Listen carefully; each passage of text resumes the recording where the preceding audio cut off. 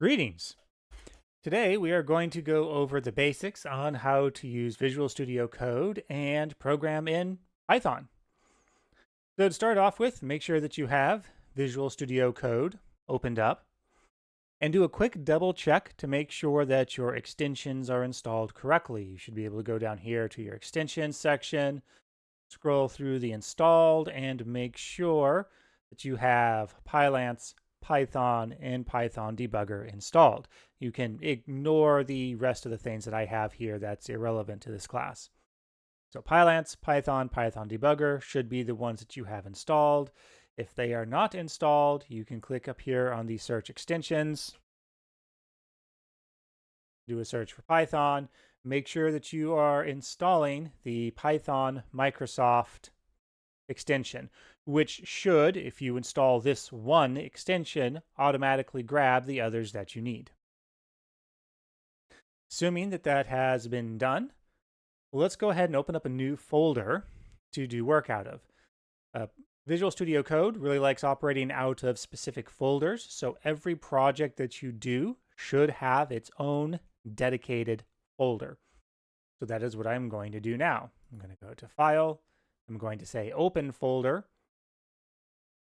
And then once I'm in this interface, I can create a new one. Now, there's no specific location that you need to save things to. Just make sure it's a location that you can remember and makes sense for your computer. I'm going to save mine to my primary internal drive because this has like 8 terabytes on it or something silly like that. I already have a Python folder, but I want to create a new one just to show what happens when you open up a new folder. You can have spaces in your file names and folder names. I just tend not to put spaces in because I'm a very old school programmer. Oops. And it also helps to make sure that you actually create the folder first. So what I did there is I right-clicked in this area and did new folder. And now that the folder actually exists, I can click on select folder.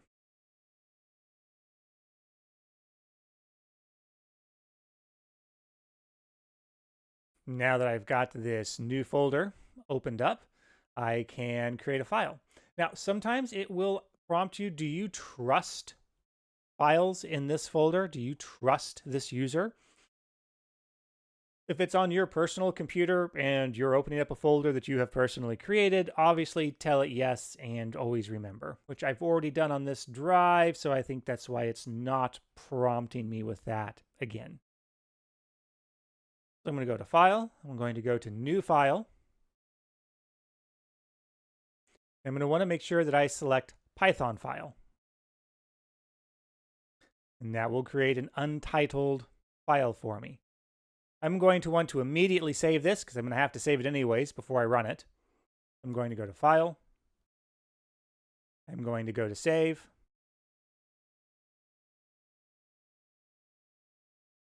And I'm going to call this Demo. The name does not matter. And now it's been saved out as demo.py. To verify that everything is working correctly, I'm going to type in the word print, Shift 9 for an open parentheses. Now, Visual Code should automatically put in the matching closing parentheses, which is fine. Then I'm going to put in a double quote mark, which is Shift and the key right next to the Enter key, if you're not familiar with that.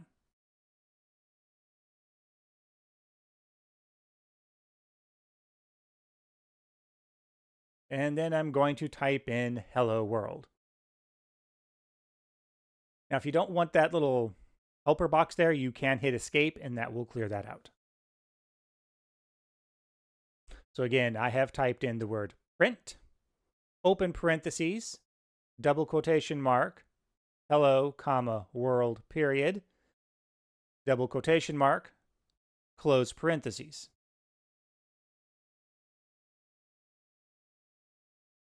Now I'm going to run this.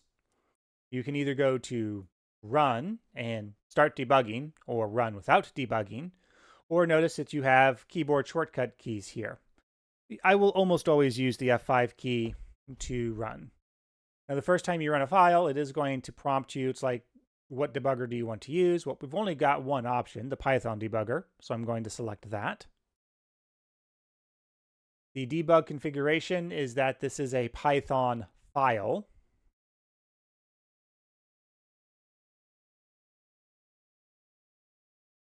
And then down here in the terminal, it should run and produce the hello world output. Now, this should work. You shouldn't have been able to install the Python extensions without having Python correctly installed on your machine.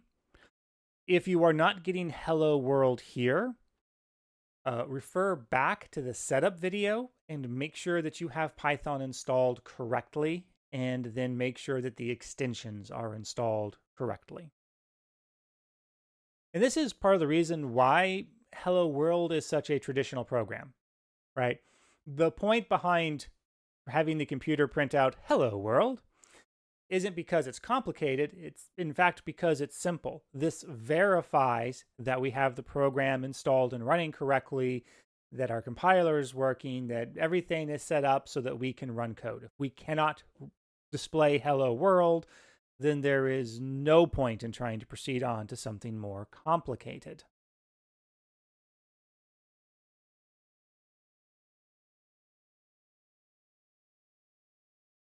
So before we get into more complicated, let's talk about some rules. Every language has their own syntax, their own grammar. There's a reason why programming languages are called languages. Just like English has its own way of writing sentences, and German has its own way of writing sentences, and Spanish has its own way of writing sentences, so on and so forth. Every programming language has its own way of writing sentences. Now, sometimes these ways can be very, very similar. For example, if we take a quick look at some C++ code, you can see we've got curly brackets, we've got semicolons at the end of lines, we've got a for there, some indentation, and if we come over here and take a look at some C# code, we've got curly brackets, indentation, variable names, data types, semicolons. The general syntax looks very similar. However, Python is quite a bit different from those two languages. First of all, notice that there's nothing at the end of this line. For Python, white space matters. Your spacing, your indentation, your new lines, they matter for Python.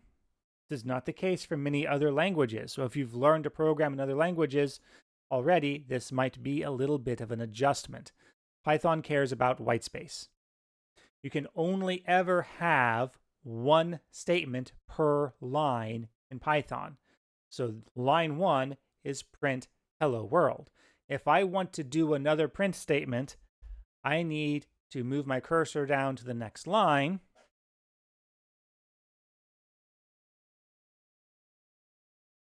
and do the next print statement. I cannot combine those in the same line.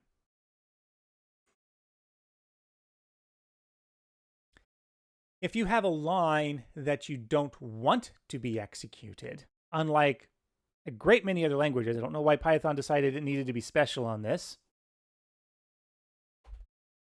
you need to use the pound sign, or as much as it makes me cringe to say it, the hashtag. And then anything past that pound sign is going to be not interpreted.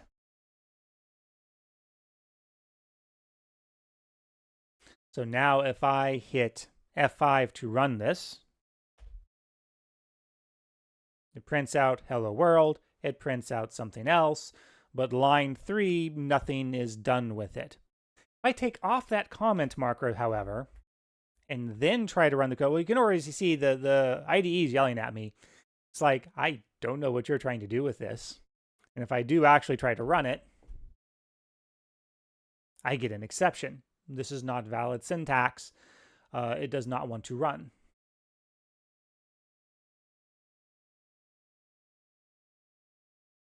Put the pound sign back in, and there we go.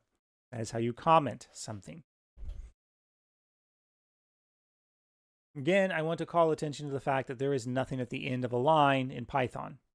How Python knows the line is ended is that you hit the enter key and went down to the next line.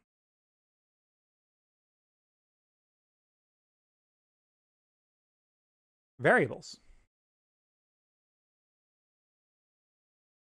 So again, Python handles variables a little bit differently compared to several other languages. It's closer to JavaScript in how it handles its variables than it is to, say, C# or C++.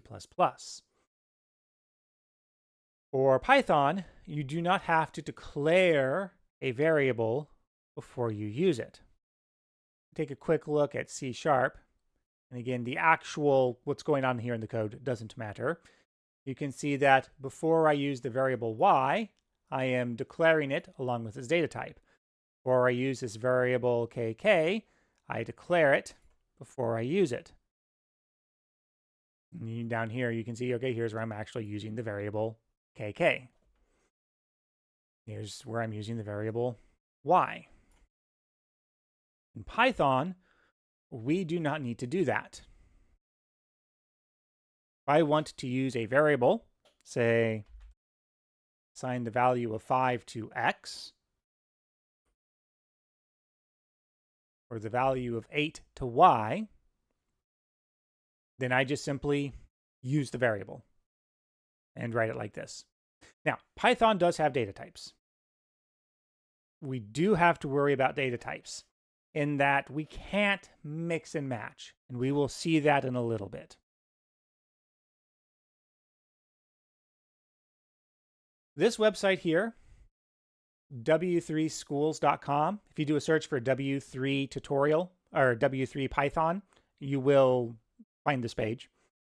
This is a phenomenal resource right here.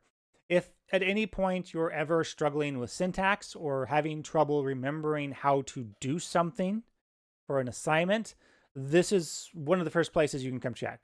Obviously, you can always come ask me if you are one of my students. But if you are running into trouble, this is the page you want to go check. It is very well laid out. Now, for example, if we were to look at the if-else, it gives you plenty of examples. It explains to you what's going on. It gives it you try it yourself examples, so that way you can play around with it. It's just overall a very excellent site and contains a lot of very excellent information. Oops. And the main reason I brought this up, data types. What are the data types available in Python? By default, we have text or strings, which is an str, numeric types, integers, floats, complex numbers, sequences, mappings, sets, booleans, binaries, and none. In other words, it's a variable, but it doesn't have a type yet. While, like I said, you do not have to declare type in most cases. There's always, as the saying goes, there's an exception to every rule and a rule to every exception. Programming is very much in that mindset. Generally speaking, you do not have to declare your data type before you use a variable. It will figure it out from context if it can. So in this particular case, 5, that's an integer. Therefore, x will be an integer. 8, that's an integer. Therefore, y will be an integer. I do not have to declare data types. Now, this is both good and bad. It's good in that as a novice programmer, you don't have to worry about figuring out the data types before you declare the variables. It's bad in that it can let you make certain types of errors that other languages would not let you make. For example, and don't type this, it would very cheerfully allow me to do this. That's not going to be an error. There's also not going to be any output either because we're not doing anything with these variables. But as you can see, yeah, the program ran just fine. I hit F5, it ran through, it did execute all of those lines. And then it stopped. No problems. But this will probably cause issues if I leave it like that. So, good and bad that it does that for you. Another thing about variables is how do you name them? Generally speaking, single variable names are bad. In my actual programming, you will almost never see me use single variable names, except for where it makes sense. Like if I'm literally dealing with XY coordinates, then yeah, there's a good chance that I'll have the variable X and the variable Y in there. Or if I'm dealing with color values, RGBA, I might use then literal like variables R, G, B, and A to hold values. But outside of that, you don't want abstract single letter variable names. You want whole words, generally speaking. So, I might have something like player damage equals 10. Don't need to type that in. I'm going to be deleting that here in a moment.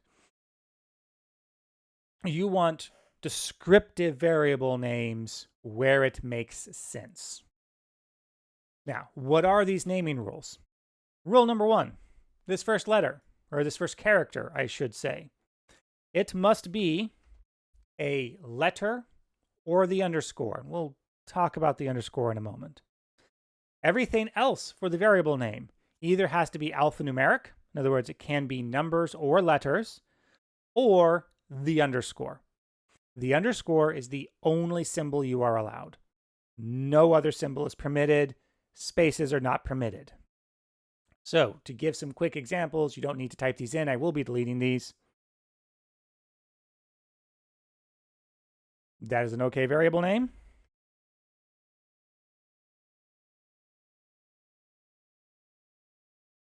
That is an okay variable name.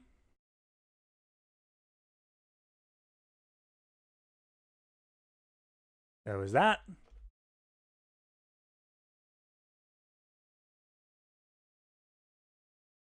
So is that.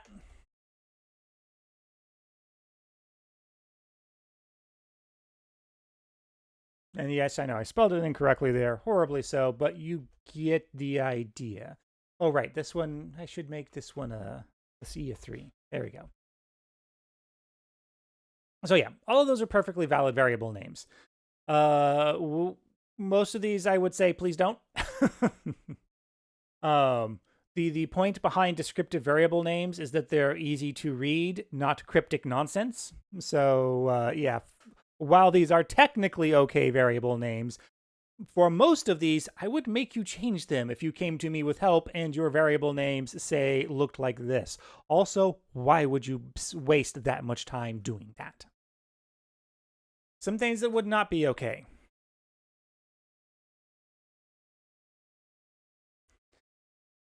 Now, in this case, the compiler, the IDE, immediately is like, "What are you doing, user? This is not okay." It's marking the 0 as red. It's putting red squiggles of doom underneath the variable, the rest of the variable name. Like if you see red squiggles, that's an immediate stop. Fix it now. There is no point in continuing. Sometimes the errors will be helpful, but in this case, the error is just so weird that the error message isn't actually all that helpful. Assuming that you made an honest error and you're not like deliberately trying to break things, generally when you mouse over an error, it's going to do a reasonable job of telling you what is wrong. Another example of a bad variable name.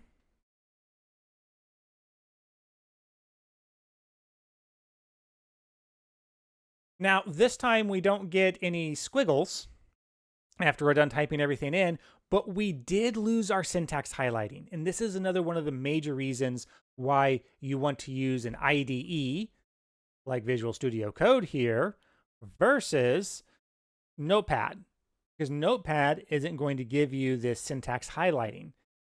If your syntax highlighting breaks, stop. Figure out why it broke. It does not break for no reason. So the fact that all of a sudden I have white text here instead of this light blue text tells me something is wrong.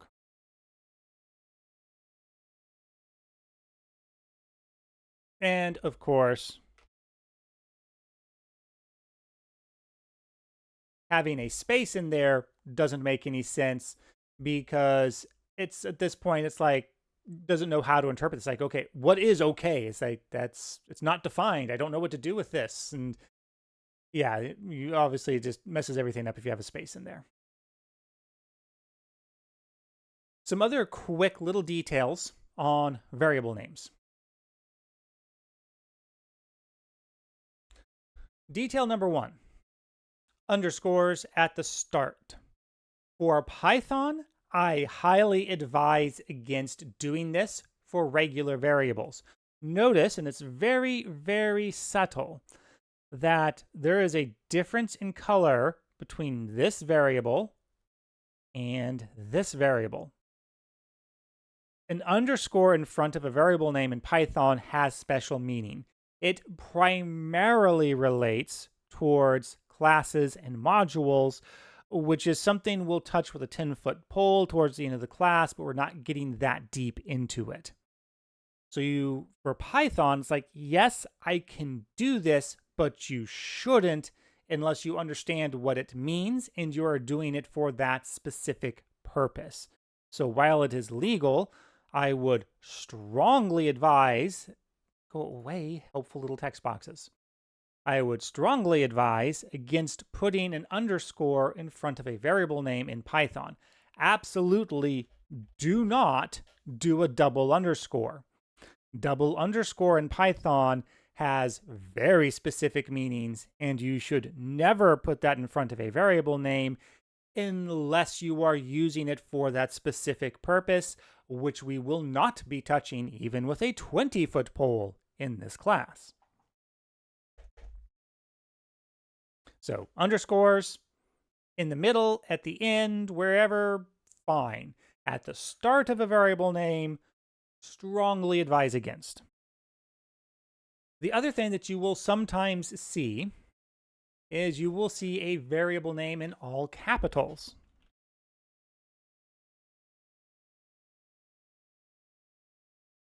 Now, this has no syntactical significance. This is still just a regular variable.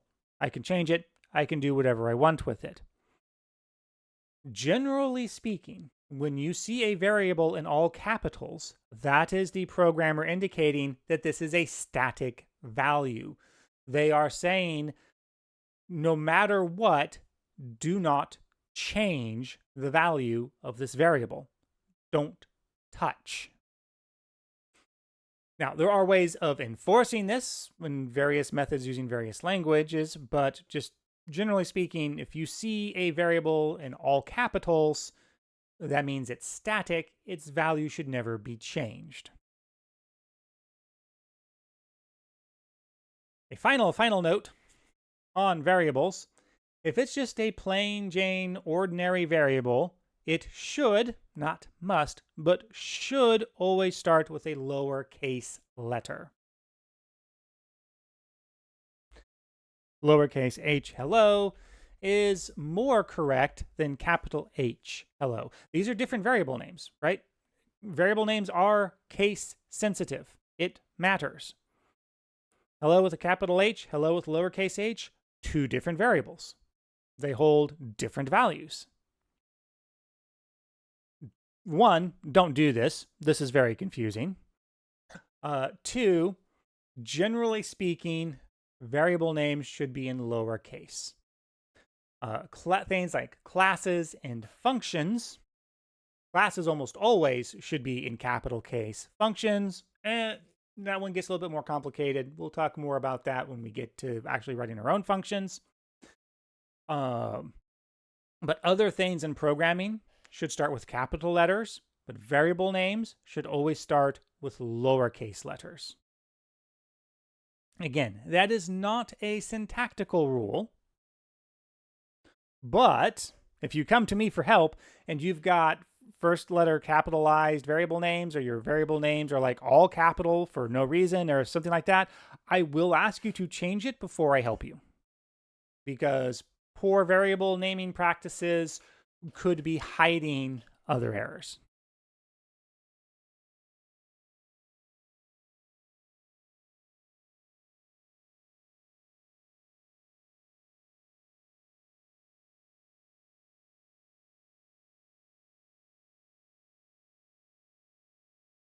Okay. So at this point, I will comment out that line there. At this point, what you should have, as you're following along, is print hello world. You're going to have to print something else if you want. That doesn't really matter. You need to have the x equals 5, y equals 8, and I just added in z equals x plus 5. That is what you should have. Print hello world and the x, y, z lines. If you need to pause the video here to make sure that you're caught up, do so. Now, we've gotten some information here. We've done some calculations, but we want to actually display this to the user. All right. How do we do that? There are a couple different ways of handling inserting variables into print statements or strings. In my opinion, and the method that I want, my opinion, the easiest, and the method that I want you to use for my classes, if you happen to be one of my students, is the string formatter. So I'm going to create a variable called answer. I'm going to set the answer to, I'm going to do it incorrectly first so we can see what the results of the incorrect version is, and then we'll fix it with a single letter. The sum of, and then I'm going to do a curly bracket, which is shift and the square bracket, again, just up and to the left above the enter key, if you're not familiar with this one. And the sum, not the sum.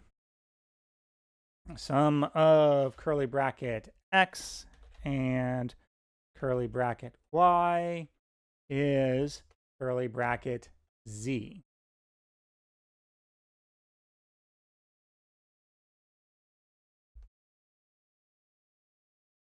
And then we're going to print this out. So I'm going to say print.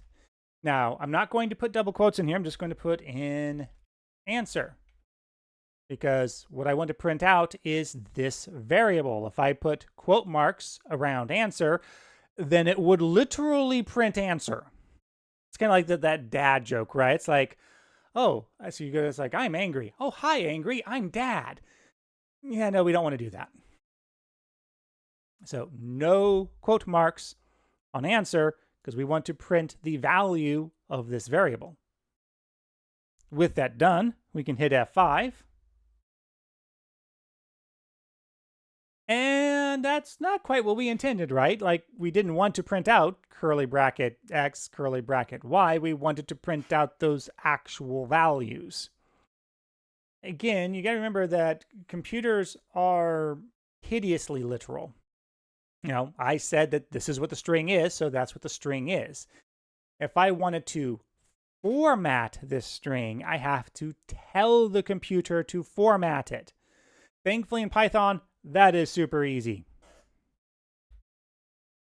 And fixed. Notice we have a syntax, a highlighting change. Let me take that F off. Now here it's blue. Not entirely sure why it's blue, to be quite honest, because it's just plain old text. But the moment I put the F in front of the string, remember this F has to go outside the quote marks. Please notice that it's F double quote, then the string. The F is outside of the quote mark. That is important, because if it's inside, it's just part of the string. It's just part of the text. You know you've done it correctly because the curly brackets turn yellow and the variable names turn into variable name colors. Notice we got the light blue and the light blue. Yeah, so that's, again, this is why we use an IDE. A good IDE helps tell us when we're doing things correct. And now, if I hit F5, the sum of 5 and 8 is 13.